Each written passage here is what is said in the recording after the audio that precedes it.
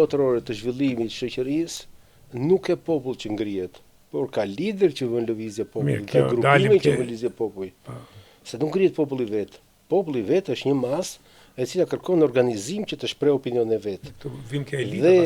Dhe nga ky moment, ky grup i cili ka uzurpuar drejtimin e Partisë Demokratike dhe nëse ne shohim Sali Berishën do të kuptojmë Sali Berisha ka ndërtuar një infrastrukturë të tërë e cila në mënyrë kapilare vetë edhe në përrethe, që në vetvete përbëjnë skemën kockore të klanit ose si i mund të sektit berishian. Sektit, tamam sekt. Dhe në këtë kuadër, gjithë populli opozitar, duke mos gjetur më asnjë alternativë për ta shprehur dhe urrëtitjen e tij dhe du ta pranojmë.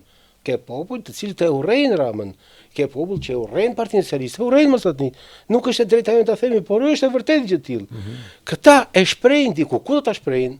Dhe problemi këtyre zgjedhjeve, ku vim tani në analizën e zgjedhjeve, ishte që ky popull përgjithsisht në Shqipëri kishte dy alternativa.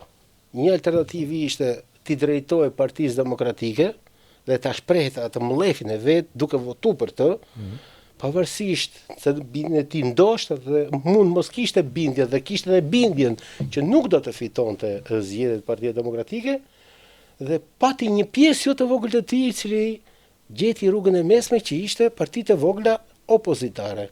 Dhe këtu kemi Partinë Mundësia, kemi partitë tjera të vogla të cilat ato nuk prodhon asgjë, por shkarkuan sepse po ti mbledhësh nga 100.000 vota dhe 100.000 vota në këtë Shqipëri të vogël që kemi ne, ku të gjithë qytetarët janë të ndërgjegjshëm tashmë që vota është e ardhmja e tyre dhe këto zgjedhje e vërtetuan një gjë të tillë, është e ardhmja e tyre. Pra nuk janë më masa inkonsciente që nuk dinte ku shpinte votën, por është një masë e cila orienton qartë votën drejt prosperitetit familjes vet, fëmijëve vet.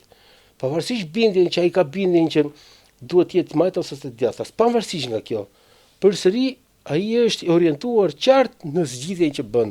Nuk e ka mallin tek populli. Dhe nuk e diskutoj fare popullin. Por analiza që i bën zgjedhjeve është që ai popull i cili praktikisht kishte revolt ndaj qeverisjes, u demonstroi dhe u shpreh drejt Partisë Demokratike, bindje e tij dhe partive të vogla pavarësisht orientimit dhe pavarësisht seriozitetit dhe pavarësisht forcës së tyre, pavarësisht strukturës demokratike të tyre që është shumë e debatueshme, mund ta diskutojmë partitë e vogla, por u drejtua atyre.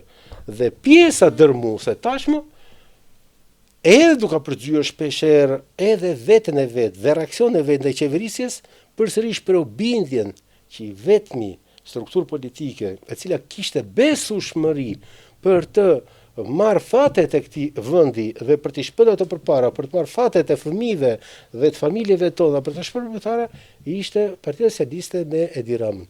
Kështu lexohen këto rezultate zgjedhjet në plan në orientimit të qytetarëve.